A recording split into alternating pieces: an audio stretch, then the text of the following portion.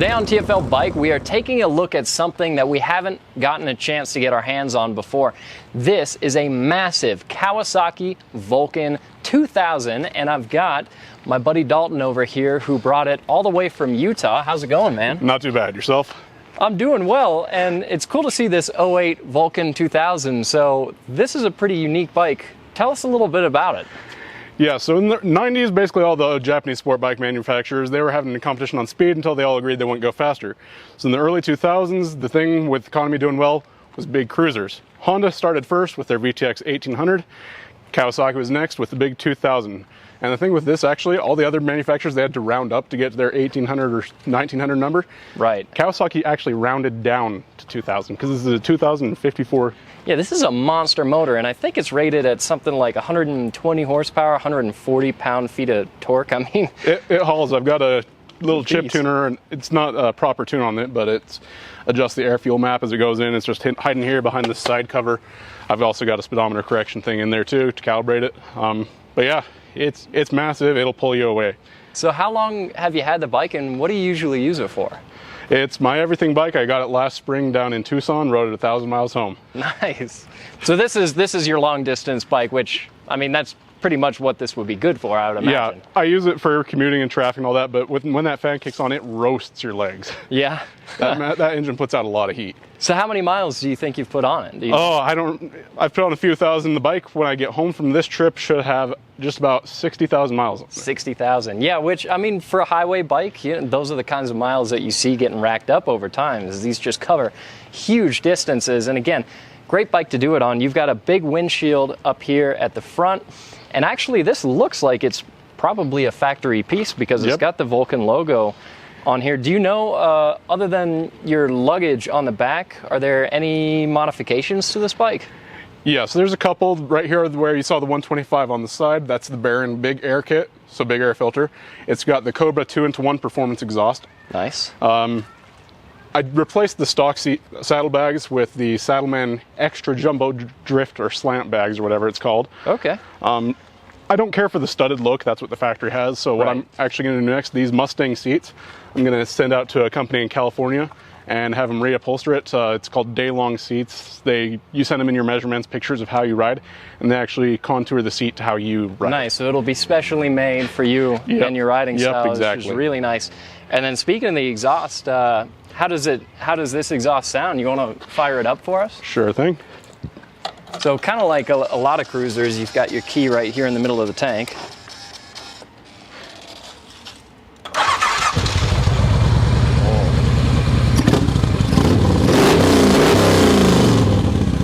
It's got a rumble. Just a bit. That sounds good, and it's not that really lopey sound that you get from a lot of American V-twins. It sounds pretty tight and pretty put together. Sounds a bit more like an imported V-twin to me.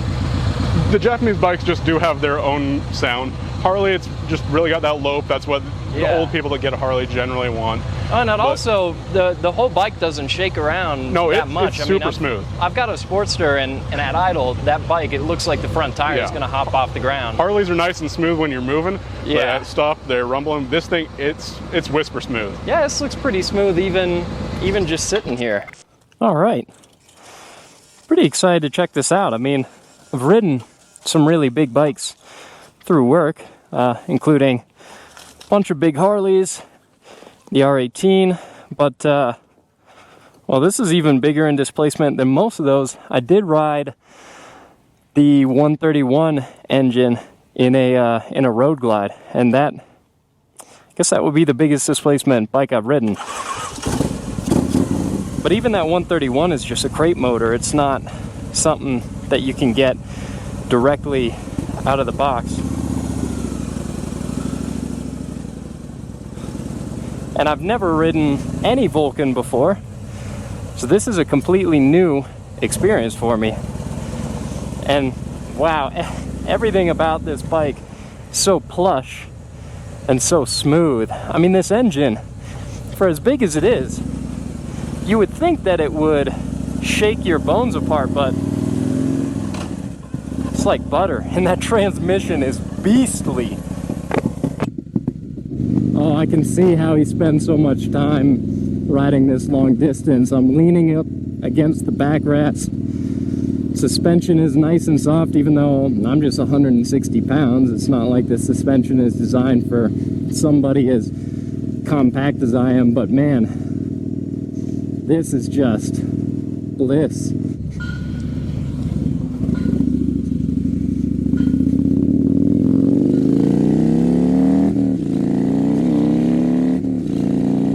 Can definitely push it a little further, but there's not really any reason to.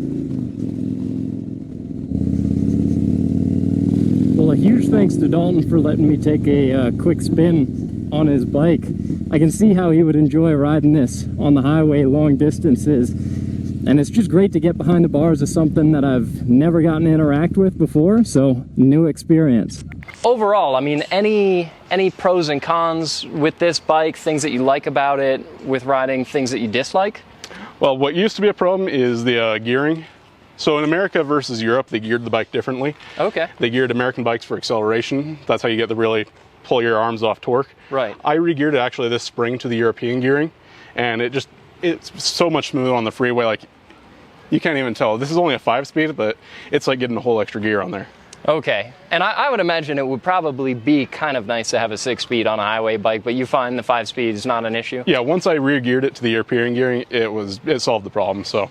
Yeah, and then I see a lot of comfortable things. I mean, again, not only the big seat and the windshield, but your foot platform here is plenty big. You've also got some highway pegs up here on the engine guards. Yep.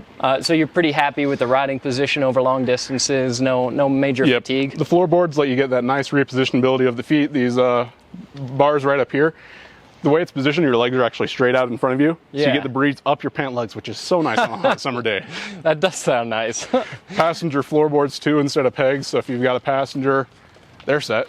Yeah, even they can be comfortable, but I see you've got a bag here in your passenger seat because obviously you're going pretty long distance. Yep. And then even your seat has a bit of a backrest built into it, which has got to be nice. Yeah, that was the biggest change in the riding position over my last bike. I had the smaller Honda VTX, the 1300, and just no backrest for those long rides. It's hard, but that backrest makes all the difference. Nice. I bet. I mean, it's not hard for your lower back to start feeling not great after a really long time on the road. Yeah, when you're putting hundreds and hundreds of miles on the bike a day, any little bit helps.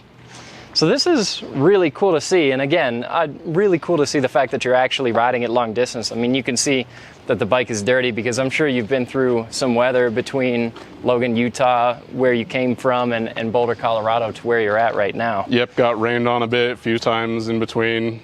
I was coming into Boulder last night, it actually pretty much washed the bike for me. The windshield was a lot more covered in bugs.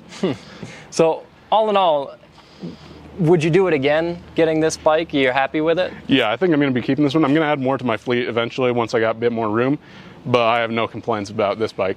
So you wouldn't replace this with any other bike on the market? Nope, they don't make this anymore. They replaced it with the Vulcan 1700, which has the 6-speed instead, so it's still good on the freeway, but it's not the same as just having that massive, loud, torquey engine. Having the biggest one that you can get. It's a less powerful engine, it's more fuel efficient, yeah, but no, I would get more bikes, but I wouldn't replace this one.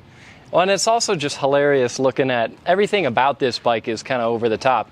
I do really like the fact that they've actually got dual disc brakes on the front end of this bike. That's nice. But what I was saying, everything being huge, this is a 150 width front tire, and then you said it's a 200 on the rear? Yep, 150 on the front, 200 on the back. Yeah, I've got a 150 on the back of both of my bikes, which is not a tiny tire, it's not massive, but 150 on the front, 200 in the rear. Yeah, that's pretty huge. And I mean, even these forks, everything about this bike is big. Yeah, the biggest downside with the tires is limited selection, and they're more expensive because of the limited selection. Right. And just with how heavy this bike is, I think it's about 900 or so pounds wet before having me on it. Yeah. It goes through rear tires. Yeah, that's a lot of bike. Well, I appreciate you bringing it down here to show to us, because it's not all that often that we get to see bikes like this, and it's good to talk to a consumer, get a real opinion on somebody who lives with a bike, owns it, because not every bike that we get to test do we spend more than a couple days with. So thank you again for bringing it by, and we hope to see you here again soon. Yep, not a problem.